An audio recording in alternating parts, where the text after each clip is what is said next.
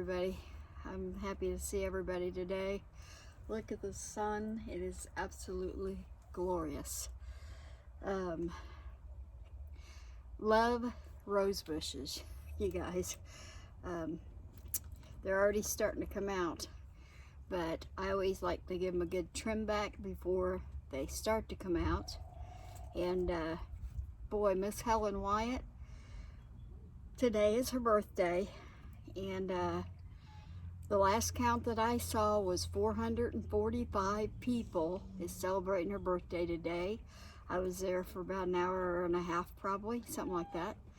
The whole Hodges family's over there, Stephen and Renee and Danny, Mystery Man, and his wife Tammy, and his sister, it looks like J-Lo, she's over there. So everybody's having a blast. Here's the kitty. I'm already getting taken over here, guys. But I needed to get out in the sun and get some blessings here of my own. I feel like that I just need some sunshine. So I'm out in my yard, and that's what gives me peace and tranquility. Here's Ricky trying to come up on this other little cat. Ricky's my buddy, aren't you, Ricky? Anyway, it's March 20th.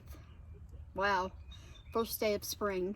Oh no, this cat, look, seriously, this is not my cat, you guys. Not my cat. So I'm gonna have to figure out how to get this cat off my back gracefully without it scratching me to the hilt. Wish me luck. Hey little kitty, you need to have to calm down, because this hurts. Ouch. Come on. Okay, I told you it wasn't going to be easy. Okay. Hopefully that don't happen again. Get back, guys. Nope, nope, nope. I'm not going to be mean to you, but I don't need you on top of my neck. Okay, so what my recommendation is, I love rose bushes. And I did used to work at a nursery for a while called the Flower and Herb Barn here in Indiana. And I learned quite a bit about plants when I was working there. Love roses. People think rose bushes and roses are hard to grow, but actually they aren't. So I guess forget everything that you were taught that it was hard to grow and listen to me. I'm kidding. Okay, so this is a rose bush from last year. It's been in the ground for a few years. I don't know exactly how long, but it's called a knockout rose. It has really beautiful fuchsia roses on it. But what I do in the spring, which is spring, first day of spring, is I cut them back. I always cut them back. And you've got to always wear gloves, because those little boogers will get you. But I always cut them back. And then I feed them with, I love to use Scott's Rose Builder. And obviously I'm not going to throw that down on the ground. I'm going to make sure it gets in the trash. But I like to trim it back. If I see anything that's brown, then I'll trim it all the way back. If I see anything that's got new growth on it, then I'll just trim it partially back. But I like to trim them back, and the bottom line is with rose bushes, guys, with any plant, a plant, if you leave the dead part on it, it's going to try to feed the dead part, okay? Which makes sense, because you've got a plant and it's hungry, and so the food that's in the ground that we feed it is actually trying to go to these dark brown pieces that are gone. They're dead, they're gone. So trimming them back is the best thing you can do for them if they're not a climber. Now that's a climbing rose is a different kind of rose. This is a tea rose. So I'm going to trim it back. I keep trimming it back like this. But I like to use my Scott's Rose Builder, and I'll show you how to do that here in a minute. And I just keep trimming it back until I feel like I've got the dead off of it. And what this will do, it'll allow it to feed the live plant, okay? A lot of people think, oh, if I cut a rose bush, it's gonna die. That's not true. If you don't cut a rose bush, it will die. I've seen neighbors that have not cut their rose bushes for 20, 30 years, and they are real like shallow, sporadic growing roses. And then I go over and take care of them, and I cut them back and I feed them like I tell you that I'm gonna do. Then the roses come back out in full force, and I've seen a rose bush that hadn't bloomed in 10 years start having blooms again. And they're like, seriously? How did that happen? And it's like, you just basically have to know what they need. So it's like with an animal or with anything, you just have to learn the ropes. Notice, guys, I'm sitting down. I do have to sit down a lot, so I'll keep moving my little stool as I need to. But see, this guy's looking pretty good. I think I've pretty much got all the dark spots off of it. I think it's pretty good. See how that branch pulled off by itself? There's another piece over here. See how it just snaps off? That's dead. That's dead. When you hear it snap like that, it is dead. There ain't no bringing it back. Okay, you can't revive it. But doesn't mean that all this stuff down here is dead. It just means that some of this up here is dead. So you don't want to try to feed the dead. So that's the first thing I'm going to tell you about a plant. And I don't know if anybody's ever heard of this at a greenhouse or not, but we would call it deadheading a plant. They call it deadheading a plant. And that's when you go out and you cut all the dead off the plant that you see, and then you feed it. And after you feed it, it should take off like a rocket, okay? The only thing I'm doing right now is trimming these back and feeding them. I'll show you how to feed them here in a few minutes. But what it is, if you leave that dead on there, then all that food you're giving that plant is trying to, I'm going to work on this one over here. All that dead, I have a hard time getting up, sorry y'all. See if I can get over here to this one. I think I can. Maybe.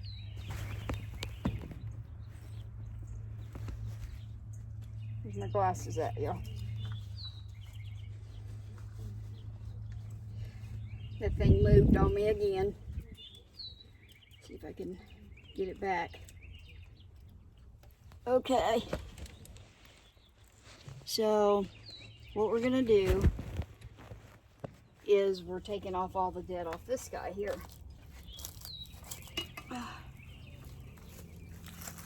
You see how all this is dead? Right here. I'm cutting it way back here. Why? Because the plant can't feed anything that's dead. So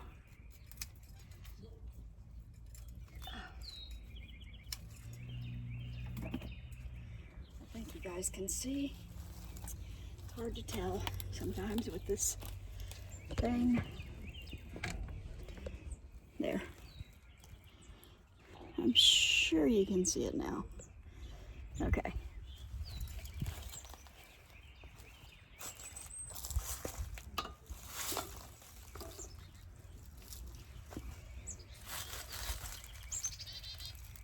But see, this one is dead all the way down to here. So I'm getting rid of that down all the way down to there, because you can see it's just going to snap. It's gone.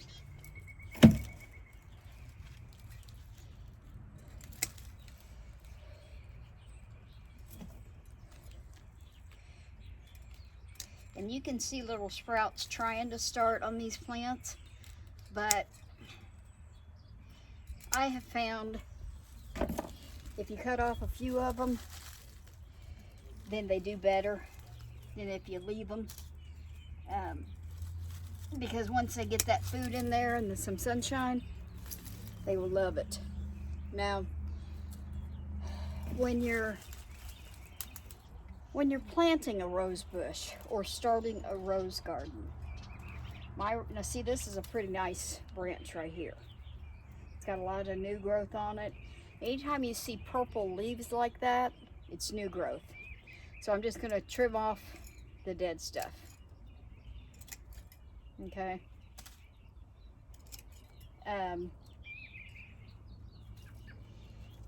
But if you're gonna start a rose bed, my suggestion is to, I'll show you this guy here in a minute. This is a dollhouse that I used to have in one of my landscaping places. Mr. Larry and I used to do landscaping before I wasn't able to actually get up and, oh, look at that. See that? That tried to start a new plant. He was trying to grow he's actually got a root. I might try to start this rose bush to have me a new one. It was actually over into the ground and it started growing. So we'll try to start it and see if we can get it to grow. But anyway, Mr. Larry and I did some landscaping for the Nashville house. I don't know if you've ever heard of that. In a place called the Antique Alley here in Brown County. And it's in Nashville, Indiana, which is a tourist place. And so we would make things, pretty things like this, and for them to use, and then, you know, basically it was a rental type thing. But this one I'll have to fix up some because it's been a few years since I've messed with it. We haven't been doing that for at least 3 years, maybe 4 years. Maybe 4 years. Oh, that's hard to believe. So this guy looks pretty good now. And then I'll come back later and get all of the weeds and stuff. Hi, John. That's my neighbor. I'm taping on a YouTube video. I don't want people to think I'm sitting out here talking to myself. Of course, I talk to myself all the time anyway when I'm out here, but I'm just going to put this rose bush right into the ground. We'll see if it'll make it. I don't know. We'll see if it'll make it. We'll see. But anyway, remember what I said. It's 2, 2, and 2. 2 topsoils, 2 peat mosses. I got that wrong. 2 topsoils, 2 peat mosses, and 2 manures is what you need. 2 topsoils, 2 peat mosses, and 2 manures. And that's a good ratio for almost any garden. And then your food accordingly. So I'm going to go ahead and pause this, and we're going to head over here to this other rose garden here that I've got over on this other side.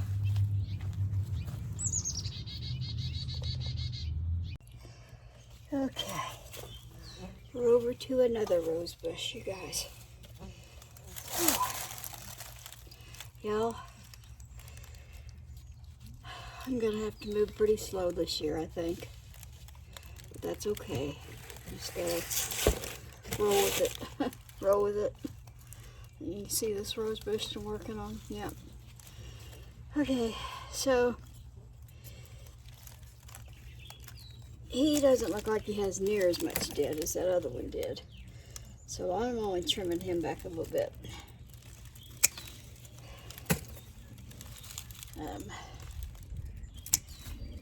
It's not going to hurt to give it a shot. Worst case scenario is if it, see, there's a lot of nothing down here. So I will trim this one back.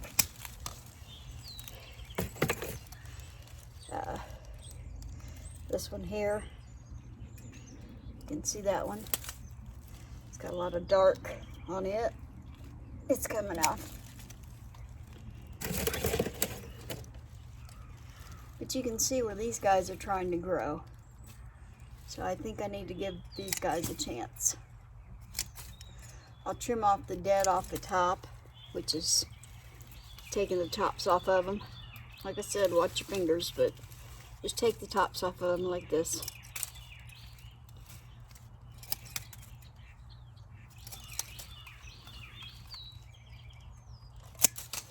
See that red? That's all new growth. So that branch is doing pretty good, really. This branch down here, it's doing pretty good. So I'm just going to take this one little spot off right here. Now, after the rosebush gets up and growing really well, a lot of times what I will do is, as I pull off the roses, I drop them to the base of the bush. What that does, it continues feeding the bush with the bush. Does that make sense? It's like giving them their own compost back. That's how I look at it. So this one here looks a little shady. We're going to get rid of him.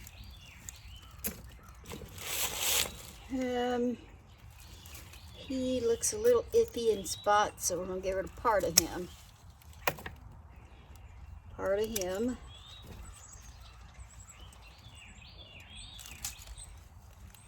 Part of him. To me, this is therapeutic, because I'm out here by myself. I don't have anybody talking to me or in my ear or whatever. It'll actually be a little bit better now, because Mr. Larry won't be coming out asking me a million questions. You know, because sometimes he does that. Now, I do put the leaves up against my rose bushes in the winter, so I pick those out in the spring. It's a little early for that yet, so I won't be picking too much of those up right now. But yeah, just go around the rose bush and use your own judgment. It's not going to hurt if you trim off a piece that shouldn't be trimmed off. You know, it'll grow back. A piece will grow back in its place. So see how this guy, he's got some on the top, if you can see that or not. But then if you look down here, it doesn't hardly have anything. That one's going. Yeah, it doesn't have anything at the bottom in the middle. That makes for a sparse rose bush. So I don't like to leave those ones. Of course, it's everybody's choice what you choose to do. I'm not a rose expert by any means, but I do tend to quite a few rose bushes in the summer. And when I say tend to them, trim them back when need be, feed them when need be, and I just keep an eye on them. And I do that for the neighbors. Now, I don't know how much longer I'm going to be able to do it for the neighbors, but this all used to be, this here all used to be, this whole flower bed down here, which is a big one, used to be a vegetable garden. I had all kinds of vegetables, and I shared with everybody, shared with all the neighbors, and that was okay. But then I decided, with my knees going so bad and my neck, see, I got problems with my knees and my neck, so that's why I kind of have to sit down, y'all, and just do what I gotta do, or do what I can do. It's not easy. I will be hurting later. But if I'm going to stop, I might as well just lay down and die, right? So that's not an option for me. So You can probably see the birds coming behind me eating. They like that owl bird feeder that's right behind me. I don't know if you can see that or not, but they'll come up there and eat if I'm quiet. But I've tried to, in the past year and a half, 2 years, I've been trying to make this a Hosta bed, and it has hostas, it has Heuchera plants, and it has live forevers. I don't know if you've ever know what that is. And then I put the what are they called? I've got several different kinds of hostas. Now, if you live in deer country, which we do, but because I live in a mobile home park, we don't have a lot of deer that come up in here. But behind me is nothing but woods. If I turn the camera around, which I will sometime and show it to you, but there's woods back there. And if we didn't have I think there's 10, 15 trailers. I don't remember how many mobile homes there are here, but it's not very many. It's not like a big giant mobile home park. And almost all of us own the homes here, so we all take care of our yards, and we're all friends, we're all neighbors, and we love each other, and you know, we got each other's backs. We just always have. And I've lived here for, I think, I'm wanting to say 10 years. Not sure if that's right, but I love living here.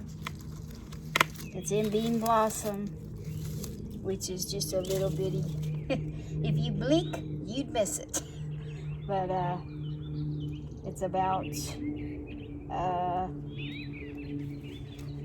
6 miles from Nashville, Indiana, not Nashville, Tennessee. But Nashville, Indiana is like a little tourist spot. And when I say a little tourist spot, it's a big tourist spot for Indiana. But a lot of people come to Brown County to see the trees. See the trees when they come in the fall. They'll come down here to see the trees. And for quite a while I worked at a restaurant. I worked at several restaurants in Brown County. I've worked at a place called the Artist Colony. I worked at a place called the Farmhouse Cafe, which is a really quaint little tea room. It's basically a tea room. They serve steaks and, you know, just real good stuff. Artist Colony, it's a nice place. It's an inn. It's a restaurant and inn both. And I worked there a couple, 3 years probably. And I'm sure that people probably will never get to see this video that work there, but hi peeps if you do. But you make good money in a tourist town. The thing is, you just got to save up your squirrels like little squirrels for the winter time, because you don't get much business in the winter because everything kind of slows down.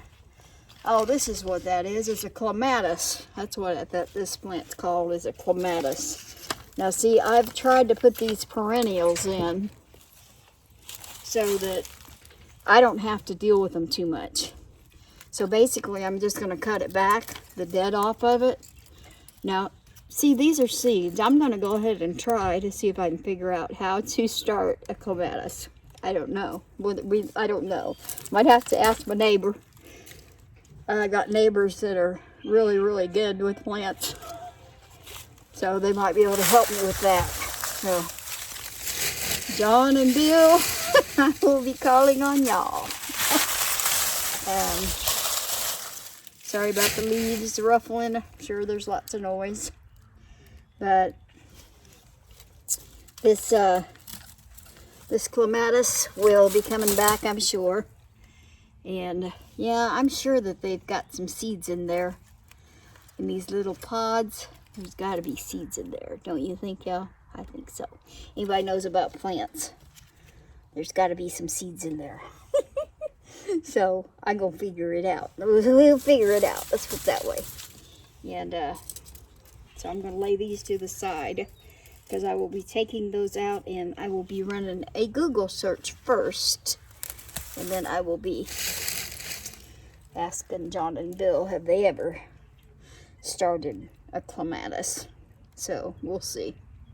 I'm going to take the camera off here now real quick. Try to make you dizzy a little bit here. Try to move it slowly. But see, I got a lot more to do. I got this one to do. And this one to do. Now you see what this is. That's an old tomato plant. And I had tomato plants in between all my rose bushes. Now, if you look up under here, voila, that's a Heuchera plant. That is a Heuchera plant. So, look at those bugs, little roly-poly bugs. They were hiding up underneath there. I made them a nice little home for the winter. So, I don't know if you can see that plant. I think I'm covering it up. There it is. Okay. So, yeah, I've got rose bushes all the way down here. So I'm only going to do that other one and I'm going to stop for today. Like I said, it's a slow process for me, unfortunately. There's another clematis and it is a purple one. So, okay guys, this is what I see when I look outside my trailer, outside the back. See, that's what I was saying, we're right up against the woods, so there's a firehouse that close to us, which is a blessing. So I will be going. There's another kitty cat rubbing up against me. Hi, baby. Hi, baby. But anyway, I used to go mushroom hunting, morel mushroom hunting. Oh man, I love me some morel mushrooms, but I'm just not physically able to do it anymore. And I'm gonna miss it this year. So, anyway, just to let you see what it looks like back here. This is our woods behind the trailer.